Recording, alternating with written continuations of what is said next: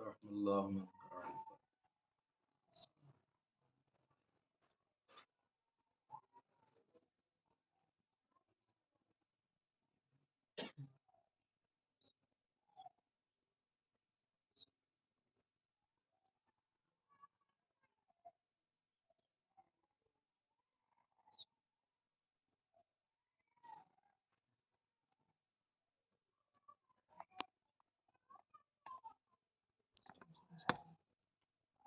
لا حول ولا قوة إلا بالله العلي العظيم. أعوذ بالله من الشيطان اللعين الرجيم. بسم الله الرحمن الرحيم. الحمد لله الذي ذكره شرف للذاكرين وشكره فرض للشاكرين وطاعته نجاة للمطيعين. ثم الصلاة والسلام على أشرف الأنبياء والمرسلين الذي مولده بمكة وهجرته بطيبة، صاحب الوقار والسكينة المدفون بأرض مدينة، الذي سمي في السماء بأحمد وفي الأرض بأبي القاسم محمد. اللهم صل على محمد وآل محمد. ثم الصلاة والسلام على أهل بيته الطيبين الطاهرين المعصومين المظلومين الغر الميامين، واللعنة الدائمة الباقية الجارية القائمة الثابتة على أعدائهم أجمعين. أما بعد، فقد قال الله سبحانه تبارك وتعالى في القرآن الكريم، وهو أصدق القائلين وقوله الحق والصدق. أعوذ بالله من الشيطان الرجيم. بسم الله الرحمن الرحيم. ومن يبتغي غير الإسلام دينا فلن يقبل منه وهو في الآخرة من الخاسرين. صلوات. اللهم صل على محمد وآل محمد. حاضرین بزم ازاں، ماتم داران و صداران سید الشہداء، طفیل چاردہ معصومین علیہ السلام، اور خصوصاً بتعید حضرت بطول بنت رسول معصوم عالم جناب فاطمہ زہرا سلام اللہ علیہا. اللهم صل على محمد وآل محمد. آج ہمارا سلسلہ گفتگو اپنے 8ویں مرحلے میں داخل ہونے جا رہا ہے، اور مجلس سے قبل بارگاہ خداوندی میں دست بدعا ہوں کہ پروردگار ہماری اس قلیل عبادت کو اپنی بارگاہ میں شرف قبولیت عطا فرما، اور ذکر امام حسین کو ہمارے لیے ذریعہ نجات عطا فرما، اور اہل بیت کے جانے والے جہاں جہاں بستے ہیں ان کی جان مال عزت و آبرو کی حفاظت فرما. پروردگارا پرچم اسلام کو سربلندی و شرف عطا فرما، پرچم کفر و نفاق کو سرنگوں فرما. ہم سب کو زندگی کی آخری سانس تک محبت اہل بیت پر ثابت قدم رہنے کی توفیق عطا فرما. پروردگارا ہم سب کو صراط مستقیم پر قائم اور دائم رہنے کی توفیق عطا فرما. دنیا میں معصومین کے روضوں کی زیارت اور آخرت میں شفاعت اہل بیت نصیب فرما. پروردگارا ہمارے مولا و آقا ہمارے سید و سردار منتقم خون امام حسین امام زمانہ کے ظہور میں تعجیل فرما. ہم سب کو اپنے مولا و آقا کے مخلص بلاؤ بشمار. ربنا تقبل منا انك صلوات. اللهم صل على محمد وآل محمد.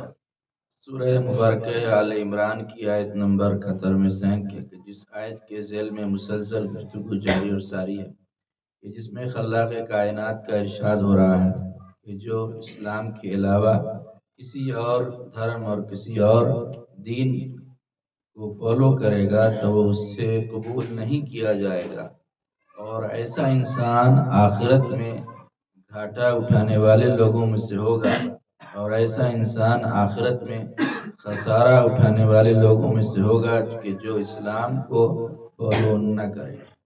تو اسلام ایک ایسا عالمی دین ہے کہ جس کو بنانے والا خلاق کائنات ہے، اور جس کے ذریعے سے اللہ نے بھیجا وہ نبی، ہمارے نبی حضرت محمد مصطفیٰ صلی اللہ علیہ وآلہ وسلم۔ اللہم صلی علی محمد و آل محمد۔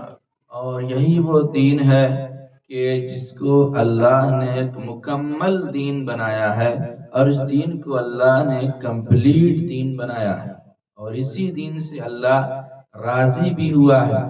تو آخر وہ کون سا موقع ہے کہ جب اللہ نے اس دین کو مکمل کیا؟ آپ دیکھیں کہ اللہ نے کتنے سارے نبیوں کو بھیجا ہے۔ حضرت آدم علیہ السلام کو سب سے پہلے اس دین کی تبلیغ کے لیے بھیجا۔ حضرت آدم آئے اور انہوں نے اس دین کی تبلیغ کی، لیکن اللہ نے یہ دین مکمل نہیں کیا۔ حضرت شیس آئے جو ان کے وصی اور ان کے بیٹے تھے، انہوں نے بھی آ کر تبلیغ دین کیا، لیکن یہ دین مکمل نہیں ہوا۔ حضرت نوح آئے، انہوں نے بھی آ کر اس دین کو تبلیغ کیا اور لوگوں تک پیغام خداوندی کو پہنچایا، لیکن یہ دین مکمل نہیں ہوا۔ حضرت عیسیٰ کو اللہ نے بھیجا اور انہوں نے بھی آ کر تبلیغ دین کی، لیکن یہ دین مکمل نہیں ہوا۔ حضرت موسیٰ کو اللہ نے بھیجا اور حضرت موسیٰ نے بھی آ کے تبلیغ اسلام کی، لیکن یہ دین مکمل نہیں ہوا۔ حضرت جرجیس کو اللہ نے بھیجا، زکریا کو بھیجا، یوسف کو بھیجا، یحییٰ کو بھیجا، یعقوب کو بھیجا، اور یکے بعد دیگر ایک کے بعد ایک نبی آتے رہے، اور 1,24,000 نبیوں کا سلسلہ ہدایت خدا نے قائم کیا کہ یہ سارے نبی آئے اور آ کر انہوں نے پیغام خداوندی کو کائنات تک پہنچایا، لیکن یہ دین مکمل نہیں ہوا۔ اس دین سے خدا راضی نہیں ہوا، نعمتیں تمام نہیں ہوئی۔ تو دین مکمل ہوا کب؟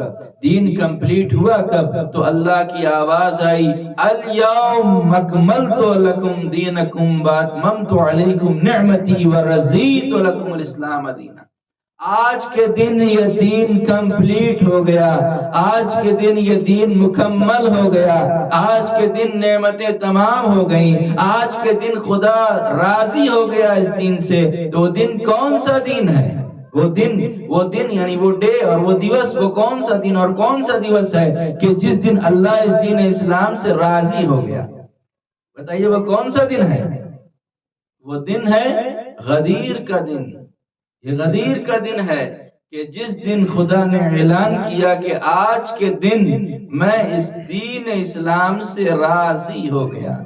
اور اسی لیے ائمہ معصومین نے یہ تاکید کی ہے کہ کربلا کو اہمیت دیں، آپ کربلا کو زیادہ اہمیت دیں، اور کربلا کو ہر سال کربلا کی یاد کو منائیں اور کربلا کے پیغامات کو لوگوں تک پہنچائیں۔ کیوں؟ اس لیے کہ جس طریقے سے لوگوں نے غدیر کو بھلا دیا، کہیں ایسا نہ ہو کہ ویسے کربلا کا بھی انکار کر دیں۔ اس طریقے سے لوگوں نے غدیر کا انکار کر دیا، اسی طرح سے کربلا کے بھی لوگ منکر ہو جائیں گے۔ لہٰذا ہماری یہ ذمہ داری ہے کہ کربلا کو ہر سال ہم کربلا کی یاد منائیں۔ لہٰذا یہ غدیر کا دن وہ دن ہے کہ جس دن اللہ نے دین کو مکمل کر دیا، اور یہ موقع ہمارے آخری نبی حضرت محمد مصطفیٰ صلی اللہ علیہ وآلہ وسلم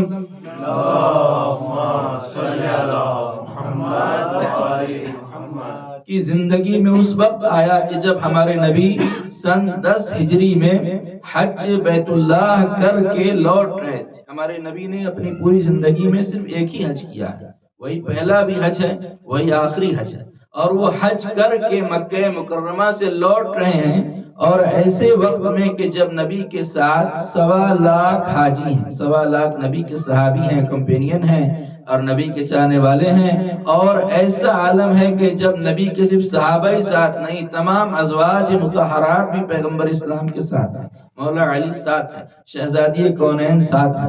اور اس موقع پر جب حج سے مشرف ہونے کے بعد پیغمبر اسلام لوٹے ہیں کہ مدینے کی طرف جائیں، اور ایک مقام پر پہنچے کہ جس کا نام جوحفہ تھا۔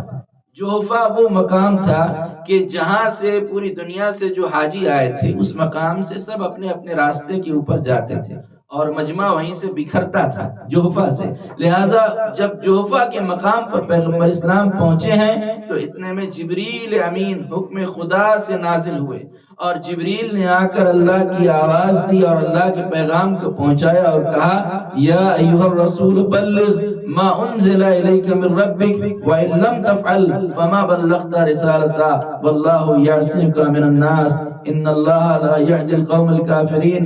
اے نبی خدا یہ پیغام پہنچا رہا ہے کہ یا ایھا الرسول، اے رسول بلغ اس پیغام کو پہنچا دیجئے ما انزل الیک من ربک جو آپ کے رب کی طرف سے پہلے ہی نازل ہو چکا ہے. وَإِن لَمْ تَفْعَلْ اگر آپ نے یہ پیغام نہیں پہنچایا تو فما بلغت رسالتہ تو آپ نے رسالت کا کوئی کام ہی نہیں کیا. واللہ یعصمک من الناس اور اللہ آپ کو لوگوں کے شر سے محفوظ رکھے گا.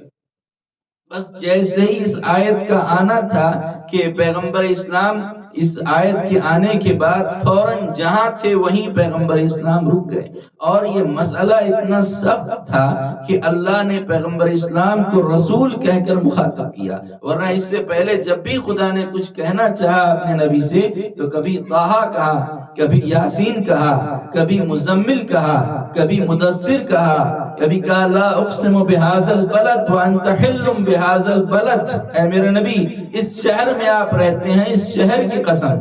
تو مختلف مقامات پر خدا نے جب بھی اپنے نبی سے بات کیا تو لہجہ بہت محبت بھرا تھا اور بہت ہی پیار کے ساتھ اللہ نے اپنے نبی کے ساتھ گفتگو فرمائی.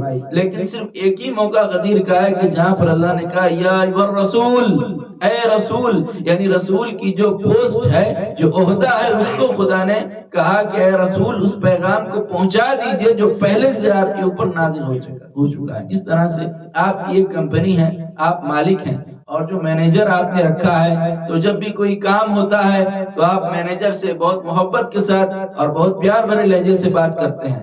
لیکن جب وہ کمپنی گڑبڑ میں آنے والی ہوتی ہے تو آپ کہتے ہیں مسٹر مینیجر کی جو عہدہ ہے، جو پوسٹ ہے، اس کو یاد دلا کر آپ کہتے ہیں. تو اسی طرح سے اللہ پیغمبر اسلام کا جو عہدہ ہے اسے یاد دلا کر کہہ رہا ہے کہ اے رسول اگر آپ نے یہ نہیں کیا تو کسی پیغام کو آپ نے نہیں پہنچایا. یعنی اللہ یہ بتانا چاہ رہا ہے کہ اگر آپ نے اس پیغام کو نہیں پہنچایا تو آدم کی محنت بھی بیکار ہو جائے گی، نوح کی محنت بھی بیکار ہو جائے گی، موسیٰ و عیسیٰ کی محنت بھی بیکار ہو جائے گی، سارے نبیوں کی محنت بیکار ہو جائے گی اگر آپ نے یہ نہیں کیا. تو جس طرح ایک ذاکر نے یہ اس آیت کے ذیل میں کہا تھا کہ اگر آپ نے یہ نہیں کیا، یعنی اللہ یہ کہہ رہا ہے نبی سے کہ اگر آپ نے یہ نہیں کیا تو آپ نے کچھ نہیں کیا. تو حقیقت میں یہ صرف نبی سے اللہ نہیں کہہ رہا ہے بلکہ تاریخ لکھنے والوں کو بھی یہ حکم تھا کہ اگر تاریخ میں اس پیغام کو اور اس واقعے کو نہیں لکھا تو کچھ نہیں لکھا. اور حدیث لکھنے والوں کے لیے بھی تھا کہ اگر اس حدیث غدیر کو نہیں لکھا تو کچھ نہیں لکھا. اور آپ کے لیے بھی تھا کہ اگر اس پیغام کو نہیں سنا تو کچھ نہیں سنا.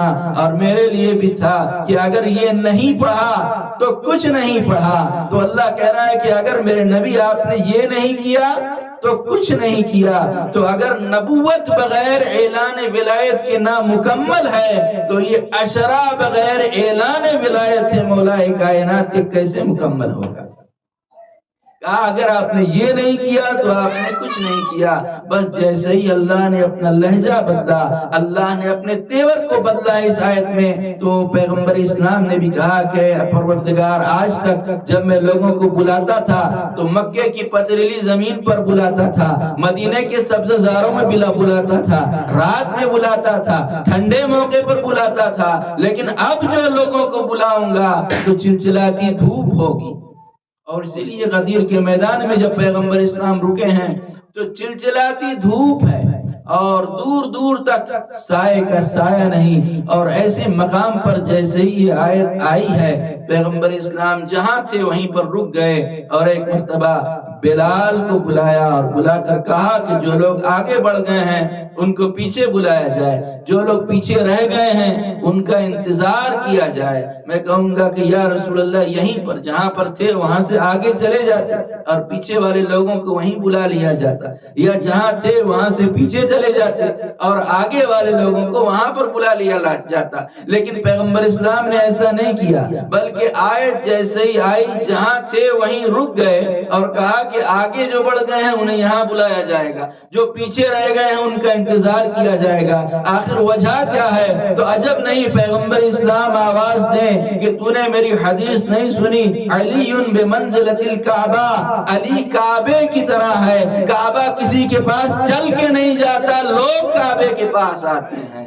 ایک صلوات پڑھیے محمد اللہم صلی علی محمد وعلی محمد۔ کعبہ کسی کے پاس چل کے نہیں جاتا، وہ لوگ ہیں کہ جو کعبے کے پاس آتے ہیں۔ اور جب پیغمبر نے حکم دیا تو بلال نے بلایا لوگوں کو، اور کس طریقے سے بلال نے بلایا، آواز دی حی علی خیر العمل، خیر العمل کی طرف آؤ۔ اور جتنے بھی لوگ تھے جو آگے بڑھ گئے تھے وہ آئے، اور جو پیچھے رہ گئے تھے ان کا انتظار کیا گیا۔ اور اس طرح سے پیغمبر اسلام نے یہ بھی بتا دیا کہ علی اس نقطہ اعتدال کا نام ہے کہ جس سے آگے بڑھ جانا بھی تباہی ہے، پیچھے رہ جانا بھی تباہی ہے۔ جو لوگ مولائے کائنات کو حد سے آگے جن لوگوں نے بڑھایا نصیری بن گئے، اور جن لوگوں نے آپ کی اہمیت کو گھٹایا تو وہ لوگ بھی گمراہ، جنہوں نے بڑھایا وہ بھی گمراہ۔ لہٰذا جیسا اللہ نے حکم دیا ہے اور جیسا نبی نے بتایا ہے ویسا مانے۔ لہٰذا جب مجمع جمع ہو گیا اور ایسی شدید گرمی کہ لوگ سب کے سب حج کر کے آئے ہیں، کسی کے سر کے اوپر بال نہیں ہے، ایسی گرمی میں لوگوں نے کپڑے کو تالاب کے پانی سے بھگایا اور اپنے سر کے اوپر رکھا اور اپنے پیروں کے نیچے رکھا۔ اب پیغمبر اسلام نے حکم دیا کہ یہاں پر ایک ممبر بنایا جائے، اور ممبر بھی یہ تاریخ کا ایک یونیک ممبر ہے اور ایک نرالا اور ایک انوکھا ممبر ہے، اس لیے کہ اب تک مدینے میں یا مکے میں جو ممبر بنا تھا وہ لکڑیوں کا ممبر تھا، لیکن جب غدیر کے میدان میں ممبر بنا تو وہ ممبر لکڑیوں کا ممبر نہیں تھا بلکہ وہ پالان شتر کا ممبر تھا، یعنی اونٹ کے اوپر جب بیٹھتے ہیں جو رکھ کر اس کو پالان کہتے ہیں، تو اس کا ممبر بنایا جائے۔ اور جو لوگ تھے لوگوں کی اونٹ کے اوپر رکھا ہوا تھا اس کا ممبر پیغمبر اسلام نے بنایا۔ تو آخر اس کی وجہ کیا تھی؟ اس کی وجہ یہ تھی کہ لوگوں کو بھاگنے کی عادت تھی، لوگ بھاگ جایا کرتے تھے جنگوں سے، لہٰذا پیغمبر اسلام نے پالان شتر کو پہلے ہی لے لیا کہ اگر کوئی بھاگنا چاہے تو بھاگ بھی نہ سکے، لہٰذا پالان شتر کا ممبر بنایا گیا۔ پیغمبر اسلام نے حکم دیا کہ 9 زینے کا ممبر بنایا جائے۔ جو ممبر بنا غدیر کے میدان میں وہ 9 زینے کا ممبر بنا۔ تو اس کی بھی وجہ تھی کہ 9 زینے کا ممبر ہی پیغمبر اسلام نے کیوں بنایا؟ اس لیے کہ آپ ڈیجٹس کو دیکھیں، آپ اعداد کو دیکھیں تو جتنا بھی ڈیجٹ ہے اگر اس کے ٹیبل کو آپ پڑھیں گے تو وہ ڈیجٹ ختم ہو جاتا ہے، لیکن 9 ایک ایسا نمبر ہے کہ جس کا جتنا بھی آپ ٹیبل پڑھتے جائیں گے وہ ختم نہیں رہتا، 9 باقی رہتا ہے۔ 9 1 9 9 2 18 1 + 2 = 9 9 3 27 2 + 7 = 9 54 45 55 54 جتنا بھی آگے لے جائیں گے 9 کے ٹیبل کو تو 9 کا جو عدد ہے وہ ختم نہیں ہوگا، 9 کا عدد باقی رہے گا۔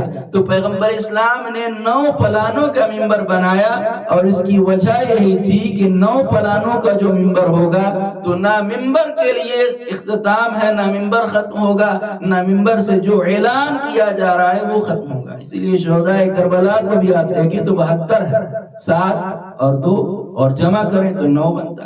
اسی طرح پیغمبر اسلام کا عدد آپ دیکھیں تو کتنا ہے؟ پیغمبر اسلام کا عدد ہے 92، مولائے کائنات کا عدد ہے 110، اور شہزادی کونین کا جو عدد ہے وہ 135 ہے، اور اس کو جب جمع کریں گے تو 9 بنتا ہے۔ 135 کو 5 اور 3 8 اور 1 9، تو شہزادی کونین کا بھی جو عدد ہے وہ 9 ہے، تو سب سے لکی نمبر ہے 9 کے جس کے لیے خاتمہ نہیں ہے، جو ختم ہونے والا نہیں ہے۔ پیغمبر اسلام نے ایک انوکھا ممبر آج بنایا ہے۔ ہاں اگر پیغمبر اسلام چاہتے تو مکے سے ممبر کو منگا سکتے تھے، مدینے سے ممبر آ سکتا تھا، چاہتے تو جنت سے ممبر آ سکتا تھا، لیکن کیوں آج یہ انوکھا ممبر پیغمبر اسلام نے بنایا؟ اور اس کی وجہ یہی ہے کہ اس سے پہلے کیونکہ پیغمبر اسلام کو پتا تھا کہ جو لوگ یہاں موجود ہیں وہ بعد میں اس غدیر کے پیغام کو جھٹلائیں گے، وہ انکار کریں گے کہ ہم کو یاد نہیں ہے، ہم نے سنا نہیں تھا، لہٰذا ایک نیا ممبر پیغمبر اسلام نے بنایا تاکہ لوگ اگر پیغام غدیر کو بھول جائیں تو کم سے کم ممبر یاد رہے۔ اور اسی لیے آج کچھ لوگ مجلس میں جانے کو بدعت بتاتے ہیں، مجلس میں جانا بدعت ہے۔ کیوں؟ مجلس میں جانا اس لیے بدعت بتا دیا، یاد غدیر آتی ہے ممبر کو دیکھ کر، تو ممبر کو دیکھ کر لوگوں کو غدیر کی یاد آ جاتی ہے، اس لیے منع کر دیا اور بدعت بتایا کہ مجلس میں نہ جائیں۔ لہٰذا جب پیغمبر اسلام نے ممبر بنا لیا، ممبر تیار ہو گیا، تو ایک مرتبہ پیغمبر اسلام اس ممبر کے اوپر تشریف لے گئے اور جانے کے بعد آپ نے حمد خدا کی، خدا کی تعریف کی، اور حمد خدا کے بعد آپ نے فرمایا کہ میں عنقریب تمہارے درمیان سے رخصت ہونے والا ہوں، اور میں تمہارے درمیان 2 گراں قدر اور بعظمت چیزیں چھوڑے جا رہا ہوں، ایک اللہ کی کتاب اور دوسرے میرے اہل بیت اور میرے عطرت، جب تک ان دونوں سے تمسک رکھو گے ہرگز گمراہ نہیں ہو۔ اور پھر فرمایا کہ الست اولا من انفسکم، کیا میں تم سب پر تمہارے نفسوں سے زیادہ اولا بالتصرف نہیں ہوں؟ تو سب نے کہا قالوا بلا یا رسول اللہ، ہاں یا رسول اللہ، آپ ہمارے نفسوں کے اوپر ہم سے زیادہ اختیار رکھتے ہیں۔ اس کو قرآن مجید نے بھی آواز دی کہ النبی اولا بالمؤمنین من انفسہم، نبی مومنین کے اوپر نفسوں سے زیادہ، ان کے نفسوں سے زیادہ نبی اہمیت رکھتا ہے، اور نبی ان کے نفسوں کا مالک ہے۔ بس جب سب لوگ کہہ چکے کہ ہمارے نفسوں کے اوپر ہم سے زیادہ آپ اہمیت رکھتے ہیں، تو پیغمبر اسلام نے فرمایا اللہ مولایا، خدا میرا مولا ہے، وَأَنَا مَوْلَى الْمُؤْمِنِينَ، اور میں مومنین کا مولا ہوں۔ اور مولا کائنات کو اپنے ہاتھوں کے اوپر اٹھایا اور فرمایا من كنت مولا ہو فہذا علی مولا۔ اللہم صلی علی محمد وعلی محمد۔ پیغمبر اسلام نے یہ ڈائریکٹ نہیں کہا کہ جس کا میں مولا ہوں اس کے علی مولا ہے، نہیں، پیغمبر اسلام نے ڈائریکٹ نہیں کہا، بلکہ پہلے کہا کہ اللہ میرا مولا ہے، میں مومنین کا مولا ہوں، پھر کہا کہ جس کا میں مولا ہوں اس کے علی مولا ہے۔ اور اس طریقے سے پیغمبر اسلام نے یہ بتا دیا اور یہ بات کلیئر کر دی اور یہ بات واضح کر دی کہ جس معنی میں اور جس مطلب میں اور جس ارتھ میں خدا مولا ہے اسی معنی میں رسول مولا ہے، اور جس معنی میں رسول مولا ہے اسی معنی میں علی ابن ابی طالب بھی مولا ہے۔ کیونکہ پتا تھا پیغمبر اسلام کے کچھ لوگ ہوں گے کہ جو مولا کے معنی کو بدلنے کی کوشش کریں گے اور کہیں گے کہ مولا کا مطلب ہے دوست۔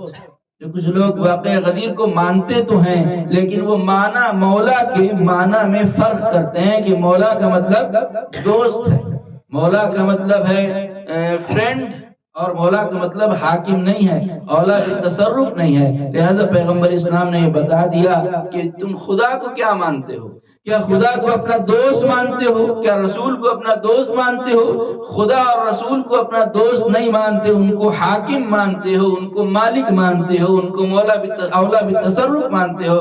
تو جس طریقے سے خدا اور رسول اولا بالتصرف ہیں اسی طریقے سے مولا کائنات ہیں کہ جو اولا بالتصرف ہیں، اور نفسوں کے اوپر لوگوں کے مولا کائنات کی پہ جس طرح سے اللہ اولا بالتصرف ہے، رسول اولا بالتصرف ہیں، ویسے ہی علی اولا بالتصرف ہیں۔ بس جیسے ہی پیغمبر اسلام نے یہ اعلان کیا اور یہ اعلان کر کے پیغمبر اسلام نے بتا دیا کہ اگر مصطفیٰ عرش والوں کے مولا تو مرتضیٰ عرش والوں کے مولا، اگر مصطفیٰ آسمان والوں کے مولا تو مرتضیٰ آسمان والوں کے مولا، اگر مصطفیٰ فرشتوں کے مولا تو مرتضیٰ فرشتوں کے مولا، اگر مصطفیٰ دریاؤں کے مولا مولا تو مرتضی دریاؤں کے مولا، اگر مصطفیٰ پوری کائنات کے مولا تو مرتضی پوری کائنات کے مولا، اگر مصطفیٰ آدم کے مولا تو مرتضی آدم کے مولا۔ تو آپ خود سوچیں کہ جو آدم کے مولا ہونے کا انکار کر رہا ہے وہ ابلیس بنا، تو جو آدم کے مولا ہونے کا انکار کرے اسے کیا ہونا چاہیے؟ بس جیسے ہی پیغمبر اسلام نے یہ اعلان ولایت کیا اور فوراً ہی جبریل آئے اور اس آیت کو لے کر نازل ہوئے کہ الیوم اکملت لکم دینکم واتممت علیکم نعمتی ورضیت لکم الاسلام دینا۔ آج کے دن میں نے دین کو مکمل کر دیا، آج کے دن میں دین اسلام سے راضی ہو گیا، اور آج کے دن میں نے نعمتوں کو تمام کر دیا، نعمتیں تمام ہو گئی، دین اسلام سے خدا راضی ہو گیا۔ بس پیغمبر اسلام نے ایک مرتبہ اپنا عمامہ اتارا سر سے اور مجمع میں مولا کائنات کے سر پر اپنا عمامہ رکھا، اور رکھنے کے بعد فرمایا کہ اِنَّا هَذِهِ الْعَمَامَةَ حَاجِزًا بَيْنَ الْكُفْرِ وَالْإِيمَانِ وَفِي اللَّفْظِ بَيْنَ الْمُسْلِمِينَ وَالْمُشْرِكِينَ۔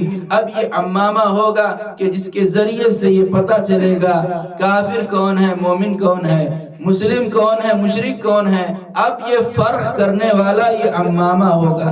لہذا جب اعلان ولایت کر چکے پیغمبر اسلام تو ایک مرتبہ پیغمبر اسلام نے مجمع سے مخاطب ہوئے اور کہا کہ اب میں چاہتا ہوں کہ جتنے بھی لوگ اس مجمع میں ہیں سب کے سب لوگ آئیں اور آ کر علی کو مبارکبادی دیں کہ علی مولا آج بنے ہیں، تو علی کو مبارکبادی دیں اور علی کے ہاتھوں کے اوپر بیعت کریں۔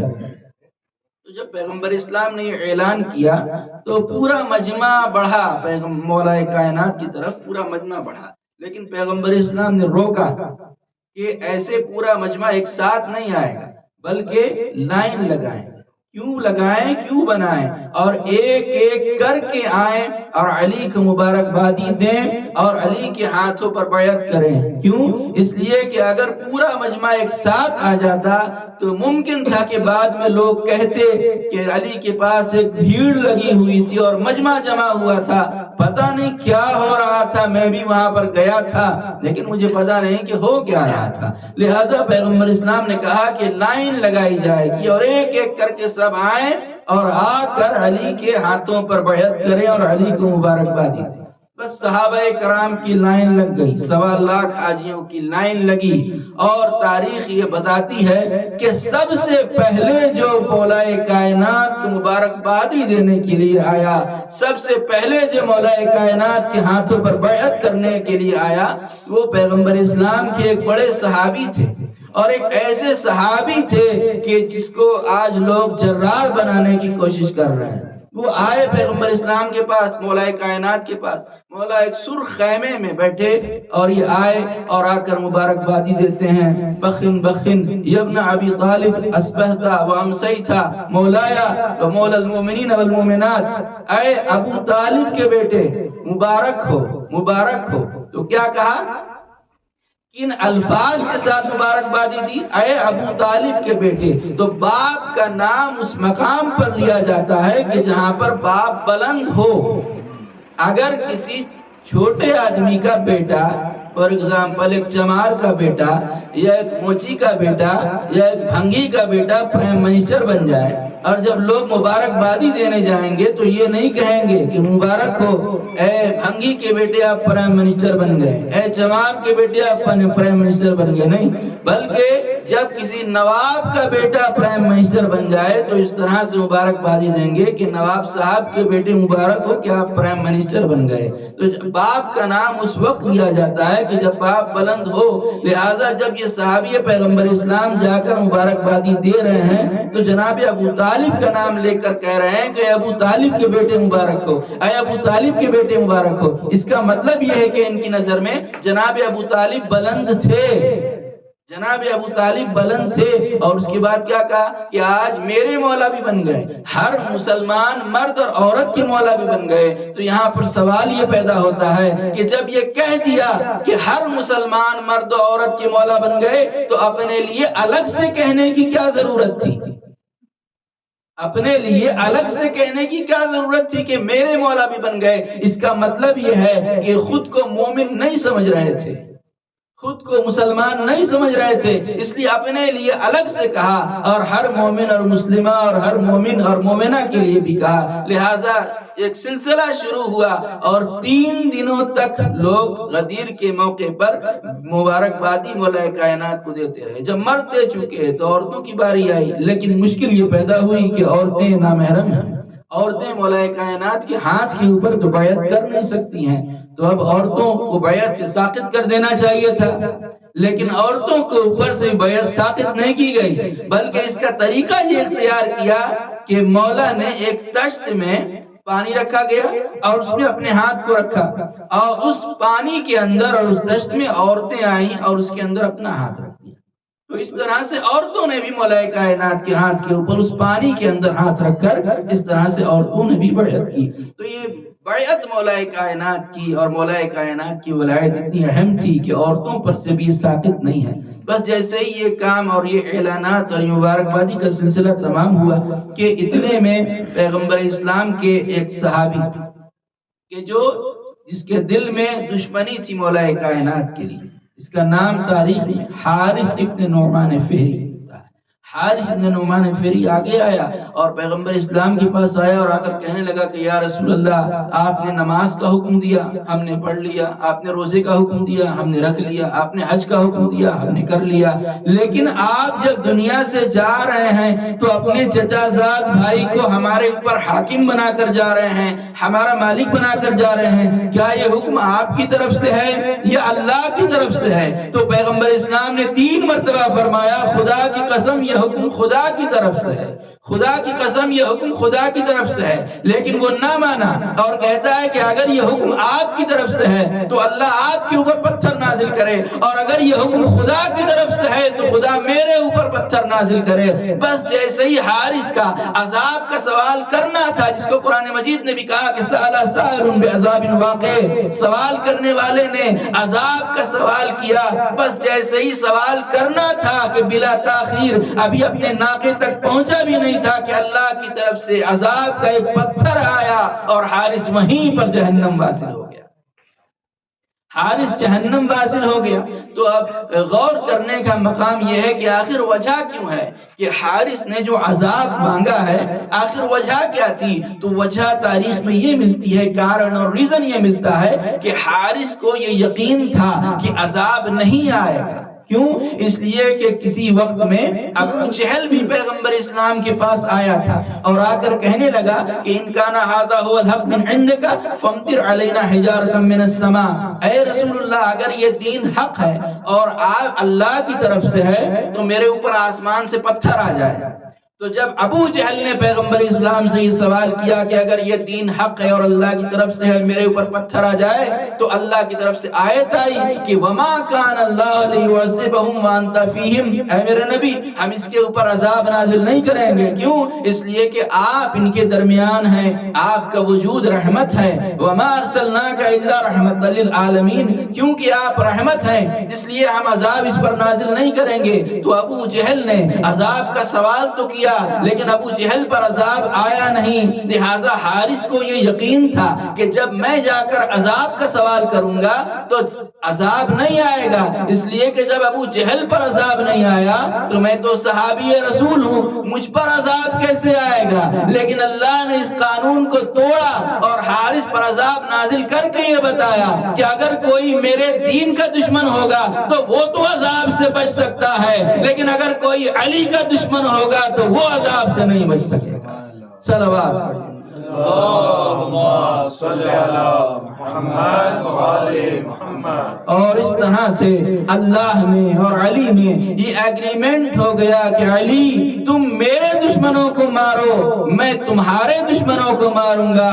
مولا نے خیبر میں، خندق میں، احد میں، بدر میں، حنین میں خدا کے دشمنوں کو مارا، غدیر میں خدا نے علی کے دشمن کو مارا۔ تو یہ مولا کائنات کی ولایت ہے کہ جس کا اعلان جیسے ہی پیغمبر اسلام نے کیا ہے تو صرف 2 آیتیں قرآن مجید کی نازل ہوئیں اور اس کے بعد قرآن مجید مکمل ہو گیا، اور کیونکہ یہ 10 ہجری کا حج تھا تو 11 ہجری میں ہی ہمارے نبی کی شہادت واقع ہوئی ہے، یعنی صرف 2 مہینے کے بعد ہی پیغمبر اسلام کی شہادت واقع ہو گئی سفر کے مہینے میں، اور اس کے بعد صرف 2 آیتیں نازل ہوئی ہیں اعلان غدیر کے بعد، ایک تو دین کے مکمل ہونے کی آیت اور دوسری عذاب نازل ہونے کی آیت۔ یہ جو آیت سأل سائل بعذاب واقع، یہ آیت نازل ہوئی۔ تو جب بھی کوئی کتاب لکھنے والا کتاب لکھتا ہے تو آخر میں کتاب کا خلاصہ لکھتا ہے کہ اس کتاب کا خلاصہ کیا ہے اور سمری کیا ہے۔ تو اس طرح سے اللہ نے جب پوری قرآن مجید کو لکھا تو پورے قرآن مجید کا ایک خلاصہ اللہ نے آخر میں یہی پیش کیا ہے کہ اگر کوئی علی کا دشمن ہوگا تو وہ عذاب سے بچ نہیں سکے گا۔ تو آپ سوچیں کہ جب نبی کا صحابی عذاب سے نہیں بچ سکا ولایت علی کا منکر ہو کر، تو مسلمان کس طریقے سے عذاب سے بچ سکیں گے؟ جو ولایت علی کا منکر ہوگا وہ عذاب سے بچ نہیں سکتا۔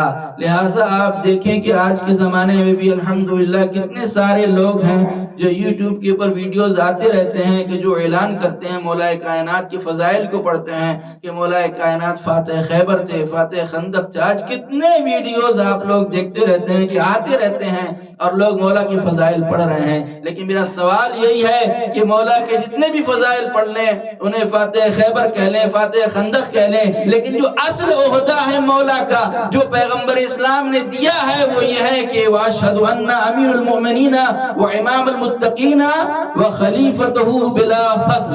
یہ عہدہ اصل ہے مولا کا کہ پیغمبر کے بعد فوراً خلیفہ بلا فصل مولا کائنات ہیں۔ اور اسی لیے تو جب پیغمبر اسلام نے اعلان کیا ہے تو کہا من کنت مولا فہذا علی مولا، تو اس میں جو فے ہے فہذا، فے کی عربی میں بہت ساری قسمیں ہیں، فے عاطفہ ہوتا ہے، فائے جارہ ہوتا ہے، لیکن یہاں پر جو فے ہے وہ فائے فوریہ ہے۔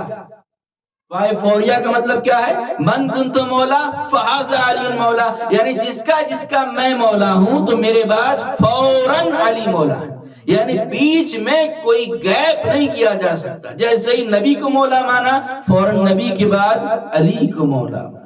تو یہ مولا کائنات کی ولایت اور امامت ہے کہ جس کے بغیر ہمارے نبی کا دین، ہمارے نبی کا نہ دین خدا کا مکمل ہوا نہ نبی کی رسالت مکمل ہوئی۔ لہٰذا یہ مولا کائنات کی محبت اور ولایت ہی ہے کہ جو آج آپ کو یہاں تک لے کر آئی ہے، اور آپ کے دل میں جو اہل بیت کی محبت ہے اور جو مسلسل یہ عزاداری ہو رہی ہے، یہ دلیل ہی ہے اس بات کی کہ مولا کائنات سے محبت ہے اور ان کے دشمنوں سے نفرت ہے۔ اور آج کی شب جو آپ کی نظروں کے سامنے ہے یہ مہندی کا سامان، اور آج کی شب مخصوص ہے اور آج ہم ماتم کرنے آئے ہیں ایک ایسے بچے کا کہ جو یتیم تھا، صرف 13 سال کی عمر ہے جناب قاسم کی، اور وہ عالم ہے کہ جب قافلہ چلا ہے مدینے سے تو جناب قاسم ہیں کہ جو بیویوں کے ساتھ عماری میں بیٹھ کر آئے ہیں،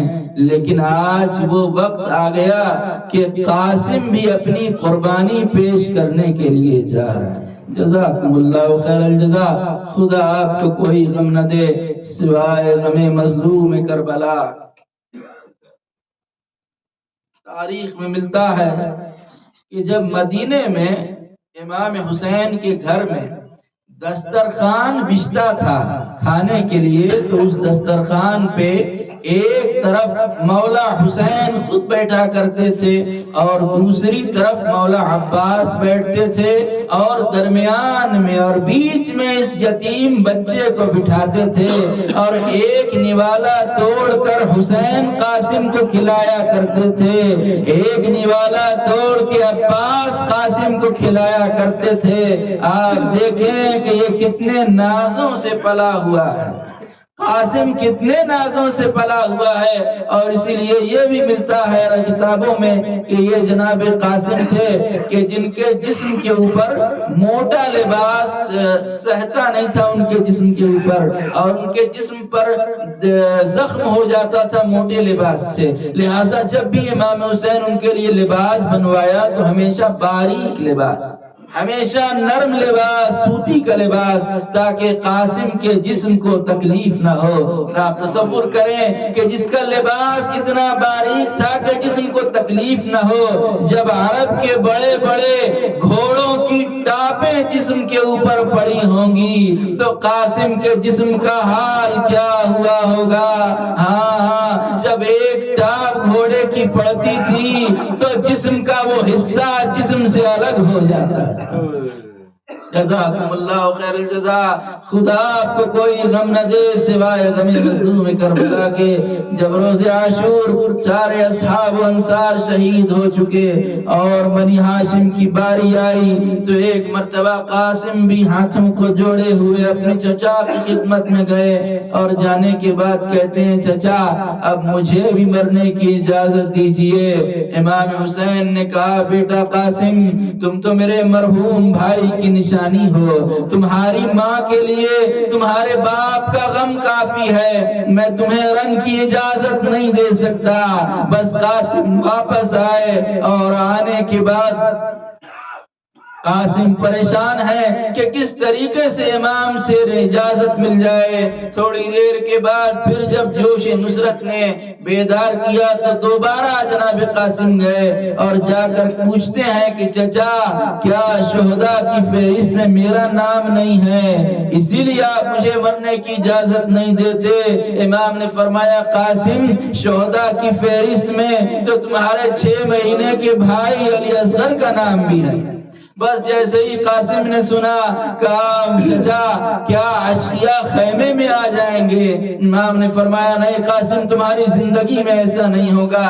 بس اسی اثنا میں مولا نے سوال کیا قاسم کیف عندک الموت یا قاسم، اے قاسم تمہارے نزدیک موت کیسی ہے؟ بس جناب قاسم نے آواز دی احلا من العسل، چچا موت میرے نزدیک شہد سے زیادہ شیریں ہے۔ اور اس طرح یہ بتایا اور یہ پیغام دیا جوانوں کو کہ اگر حق کے اوپر ہو، اگر امام وقت کی نصرت میں جان دینا ہے تو موت شہد سے زیادہ شیریں ہوتی ہے۔ بس یہ کہہ کر جناب قاسم واپس خیمے میں پلٹے ہیں اور امام حسین دوسری طرف چلے گئے کہ اتنے میں جب خیمے میں گئے ہیں جناب قاسم اور ام فروا کی نظر پڑی تو ام فروا کہتی ہیں قاسم آخر تم اپنے چچا سے مرنے کی اجازت کیوں نہیں لیتے؟ میں بیویوں میں شرمندہ ہو رہی ہوں۔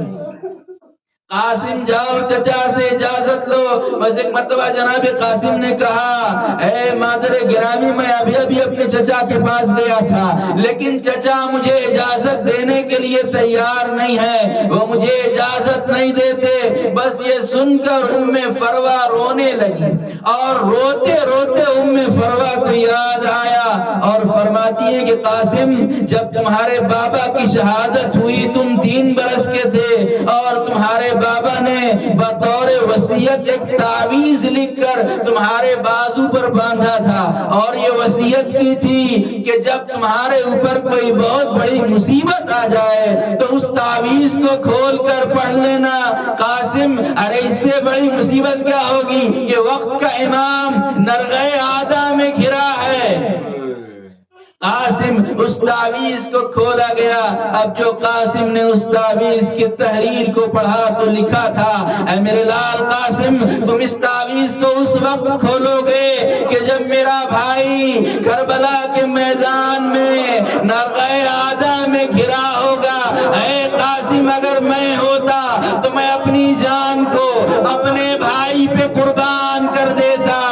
اے قاسم اپنی جان میرے بھائی پہ قربان کر دینا۔ بس جیسے ہی قاسم نے اس تعویذ کو پڑھا خوش ہو گئے، تعویذ کو بوسہ دیا اور سر پہ رکھ کر دوڑے ہوئے حسین کے پاس گئے، مولا کی خدمت میں اس تحریر کو پیش کیا۔ بھائی نے بھائی کی تحریر کو دیکھا، آنکھوں سے آنسو بہنے لگے۔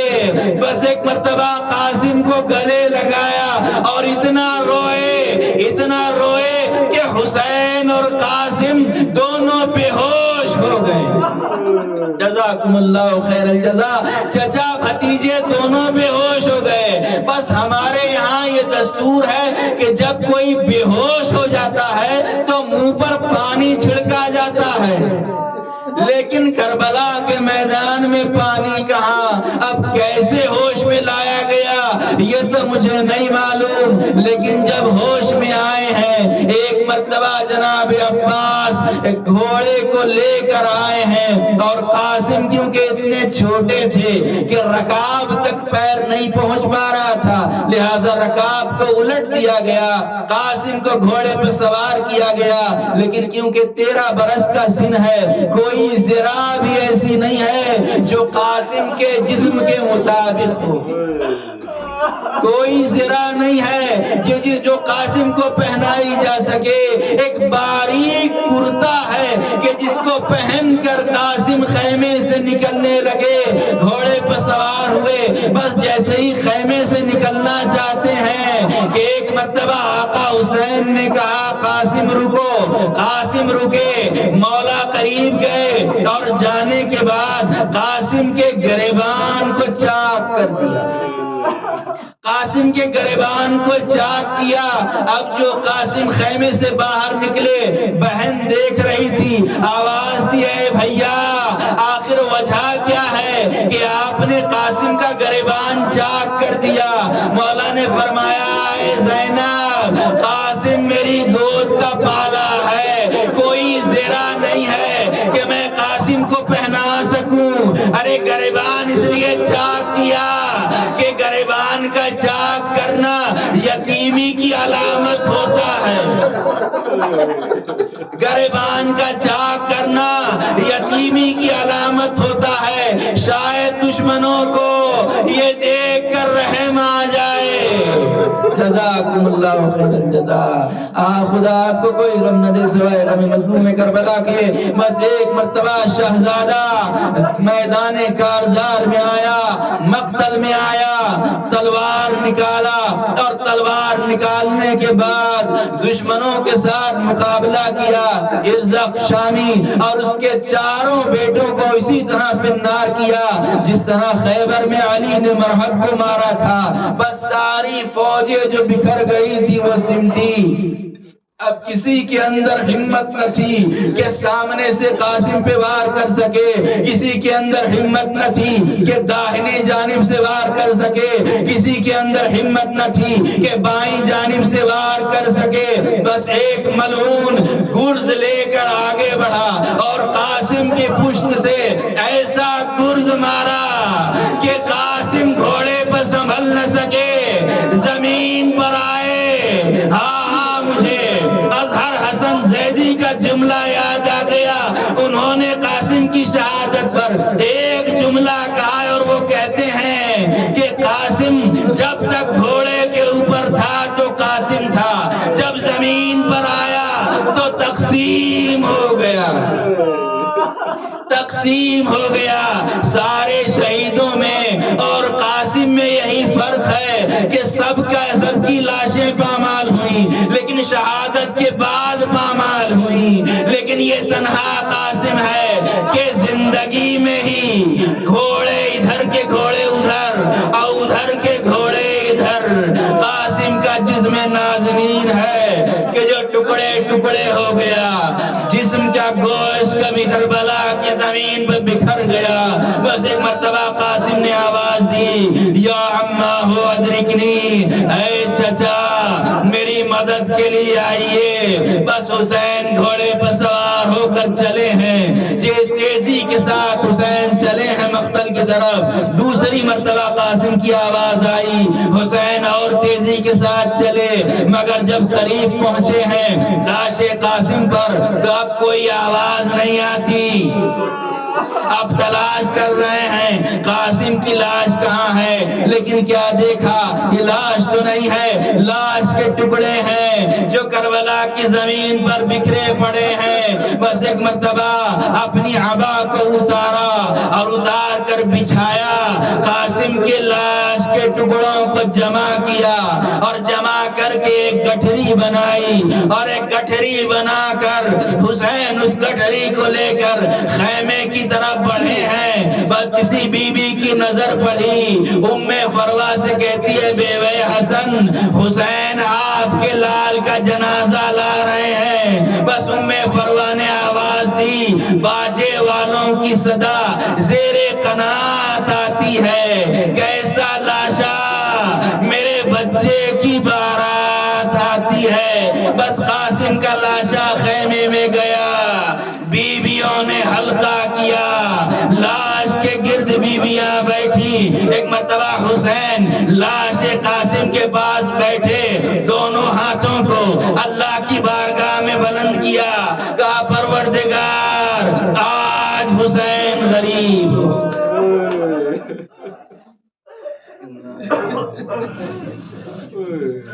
رضان کے فضائل تسلیم امر سیاہ الذین ظلموا